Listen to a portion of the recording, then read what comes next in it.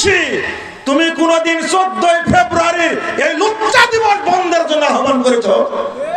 করেনি। এতগুলো চ্যানেল চলে বাংলাদেশে, ইন্ডিয়ার চ্যানেল চলে, যার দ্বারা ক্ষতি হচ্ছে। এই চ্যানেলগুলো বন্ধের জন্য এই পাগড়িওয়ালা, এই টুপিওয়ালা, এরা কেউ কখনো আবেদন করেছে? আবেদন করলো কিসের? পিস টিভি বন্ধের। কি বন্ধের? পিস টিভি বন্ধের আবেদন করলো। ঐক্যবদ্ধ থাকতে হবে ইনশাআল্লাহ। ঐক্যবদ্ধ থাকতে হবে মানে কি? কি আশ্চর্য একটা ব্যাপার! আমি হতবাক হয়েছি। আপনারা জানেন গত 7 এবং 8 তারিখে বাইপাইলের সম্মেলন হলো না? মনে হচ্ছে না আলেমদের সম্মেলন। কত আলেমের আগমন!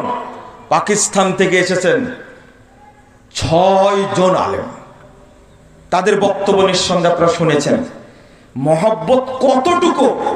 আপনাদের জেলার মানুষ প্রফেসর ডক্টর আব্দুল্লাহ ফারুক হাফিজাহুল্লাহ, তিনি আজকে বিকেলে আমাকে জানালেন একটা কথা। আজকে আসার পথে জানালেন একটা কথা। তাদের মধ্যে কত মহব্বত! শুধু বাংলা ভাষাভাষীদের জন্য তারা পিস মানে ওখানে মানে চ্যানেল খুলবেন যেন বাংলাদেশের আহলে হাদিস আলেমদের বক্তব্য বিশ্বব্যাপী প্রচার করা যায়। আজকে বলেছেন, আজকে যে আপনারা আলেমরা স্টুডিওতে বসে আপনারা রেকর্ডিং করবেন, করে আমাদের কাছে পৌঁছান, আমরা সেটা প্রচার করব। এটা বাংলাদেশেও হবে, ইন্ডিয়াতেও থাকবে, সারা পৃথিবীর যারা বাঙালি তারাও শুনতে পাবে।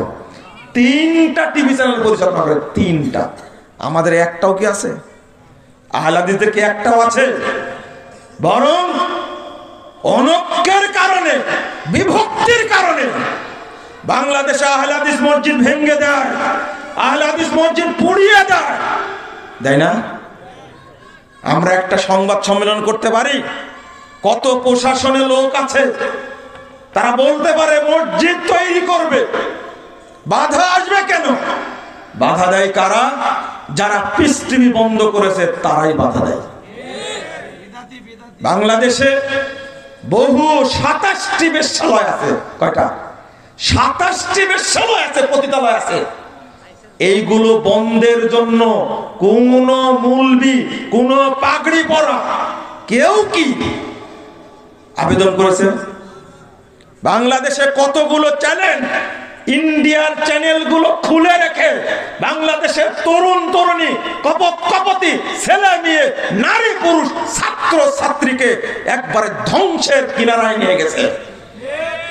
রাত 12টার পরে চ্যানেলগুলো চলে না, খুবই খারাপ চলছে। এদেশে 14 ফেব্রুয়ারি আসছে, বাংলাদেশের তরুণ তরুণীর মধ্যে শয়তান এমন ভাবে পরিবেশ সৃষ্টি করবে, কেউ পবিত্র থাকবে না, সব অপবিত্র হয়ে যাবে। 13 ফেব্রুয়ারি, 1 ফাল্গুন, এই 2টা দিবস এই মাসে। এরপরে আসবে 21 ফেব্রুয়ারি, আরেকটা দিবস আসবে না? এই দিবসগুলোতে কি করে?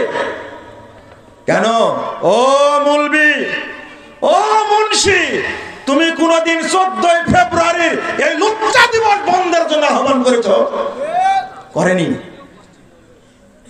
এতগুলো চ্যানেল চলে বাংলাদেশে, ইন্ডিয়ার চ্যানেল চলে, যার দ্বারা ক্ষতি হচ্ছে। এই চ্যানেলগুলো বন্ধের জন্য এই পাগড়িওয়ালা, এই টুপিওয়ালা, এরা কেউ কখনো আবেদন করেছে? আবেদন করলো কিসের? পিস টিভি বন্ধের। কি বন্ধের? পিস টিভি বন্ধের আবেদন করলো। এই জন্য আমি বলে মুখ পোড়া শয়তানেরা। আল্লাহ যেন এদেরকে হেদায়েত দান করেন, আমিন। বন্ধুরা আমার, কষ্ট হয় বর্তমান প্রেক্ষাপটে কথা বলি। যদি আজকে আহলে হাদিসরা ঐক্যবদ্ধ থাকতো, তাহলে সহজে একটা আহলে হাদিস মাদ্রাসা, একটা আহলে হাদিস মসজিদ বন্ধ করতে সাহস পেত না। তারা একটা মসজিদ তালা দিতে, আগুন দিতে, ভেঙ্গে দিতে কোন সাহস পেত না। আজকে তরুণদের বলবো, ঐক্যবদ্ধ থাকতে হবে। ব্রিটিশ বিরোধী আন্দোলনে ঐক্যের ঘাটতি ছিল, তখনই বলেছিলেন बताने शुआब कबाइल को तोड़ो, रसूम खून के सलासिल को तोड़ो, यही दीन मुहकामे ही फतेह बाब के दुनिया में तौहीद हो बेहिजाब। যত দলীয় বিভক্তি আছে সব ভেঙে চুরমার করে দাও, যত রকমের মাসালা নিয়ে রসম নেওয়াজ নিয়ে ইখতিলাফ আছে সবগুলো চূর্ণ বিচূর্ণ করে দাও। এহি দিনে মুহকাম এহি ফাতেহে বাব কে দুনিয়া মে তাওহীদ হবে যা, তখনই দেখবে আসমানের নিচে জমিনের উপরে তাওহীদের পতাকা পথ পথ করে উঠতে শুরু করেছে। লক্ষ্মীকুলার এই তরুণ ভাইরা যদি ঐক্যবদ্ধ হয়ে কাজগুলো করতে থাকে এই সম্মেলন আগামী দিনে আরো বড় হবে ইনশাআল্লাহ। একটা তরুণ উপহার দেন। আমি বক্তব্যে বলেছি 8টা বিভাগ থেকে 8 জন তরুণকে তুমি আল্লাহ কবুল করো। 8 জনই যথেষ্ট একটা বিভাগকে জাগানোর জন্য, একজনই যথেষ্ট। আপনি কিছুক্ষণ আগে বললাম না শাহ ইসমাইল শহীদের কথা, ব্রিটিশ লেখক তিনি বলছেন স্পষ্ট, all the stand of present of consistent of subcontinent but not had second Ismail's power। ভাষা কি? সারা পৃথিবীর ইহুদি খ্রিস্টান ঐক্যবদ্ধ হয়েছিল শাহ ইসমাইল শহীদের বিরুদ্ধে, কিন্তু তার পশম নড়াতে পারে না। কি ভাষাটা কি? পশম নড়াতে পারেনি, তার পারেনি।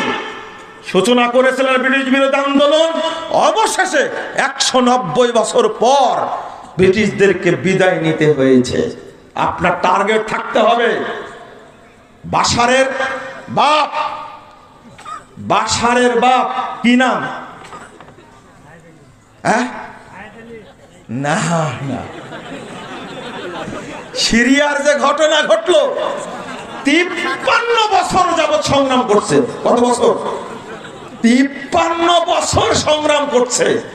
অবশেষে হাফেজ আল আসাদ ছিল বাশারের বাপের নাম হাফেজ, এই বেটার নাম হলো বাশার আল আসাদ, এই শয়তান হলো শিয়া।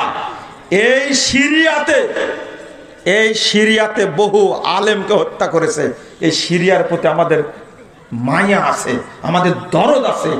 এই সিরিয়াতে জন্ম নিয়েছিলেন ইবনু তাইমিয়া রাহিমাহুল্লাহ। এই সিরিয়াতে বড় আলেম ইমাম ইবনুল কাইয়্যিম রাহিমাহুল্লাহ, শাইখুল ইসলাম ইবনু তাইমিয়ার ছাত্র ইমাম যাহাবী রাহিমাহুল্লাহ। আপনি কি কেন বলছি জানেন?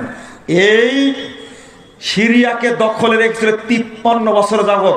ইমাম আলবানী রাহিমাহুল্লাহকে 2 বার কারাগারে দিয়েছে এই সিরিয়ার শাসক। 53 বছর যাবত সংগ্রাম করতে করতে আল্লাহ অবশেষে সংগ্রাম কবুল করেছেন। এই বাশার আল আসাদ, এই শিয়া গোষ্ঠীকে আল্লাহ শাস্তা করেছেন। বলে আলহামদুলিল্লাহ। টার্গেট থাকতে হবে কত বছর? কত বছর? অন্তত 53 বছর, তার আগে না। আর আপনি মনে করছেন কালকে জয়ী হবে না? না, এটা না, সম্ভব না। টার্গেট নিয়ে আগাতে হবে, ধৈর্য নিয়ে আগাতে হবে।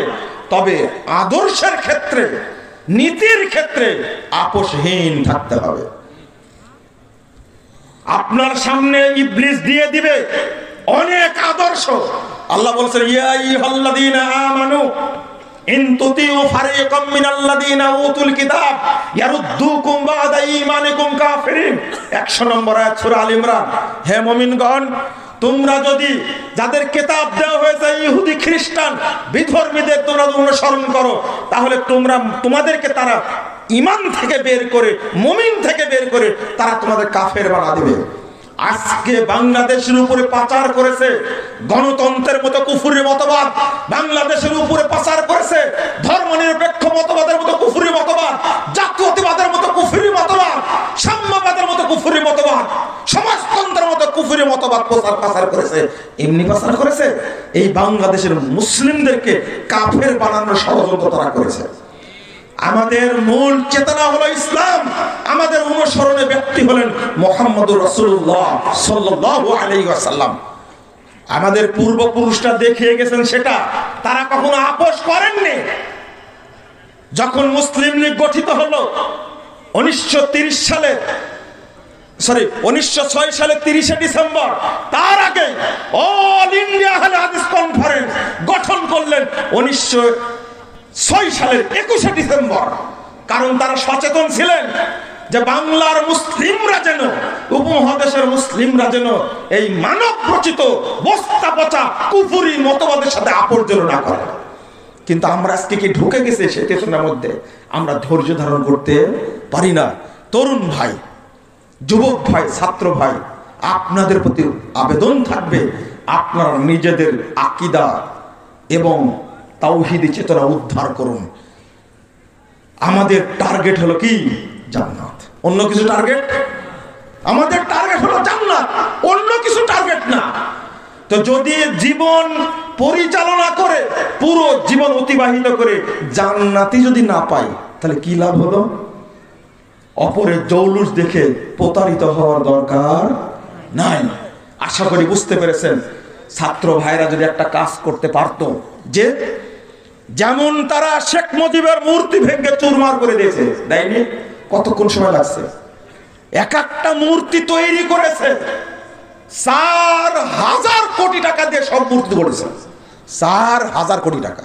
2 টাকার ভাই, শুধু পদ্মা সেতুর 2 পারের মূর্তি তৈরি করতে টাকা লাগছে মাত্র 117 কোটি টাকা।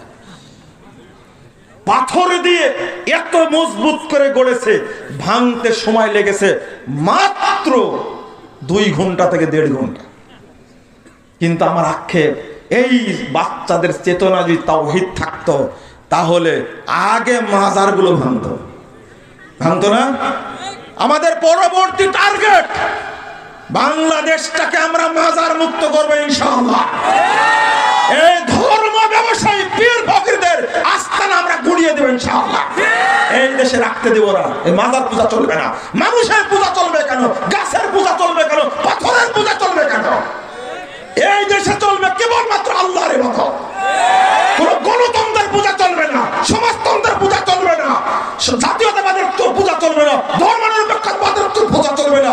একমাত্র ইসলামের আলোকে দেশ পরিচালিত হবে। আমি চাই, যখন সংবিধান বাতিল হয়েছে, বাতিলই থাক, এই সংবিধান বাংলাদেশের দরকার নাই। বাংলাদেশের সংবিধান হবে কোরআন এবং সুন্নাহ।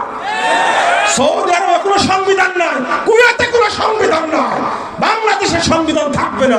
সংবিধান কেন আপনি তৈরি করবেন? সংবিধান প্রেরণ করেছেন কে? আল্লাহ। মানুষের রব আল্লাহ, রবের প্রেসক্রিপশন অনুযায়ী, রবের সংবিধান অনুযায়ী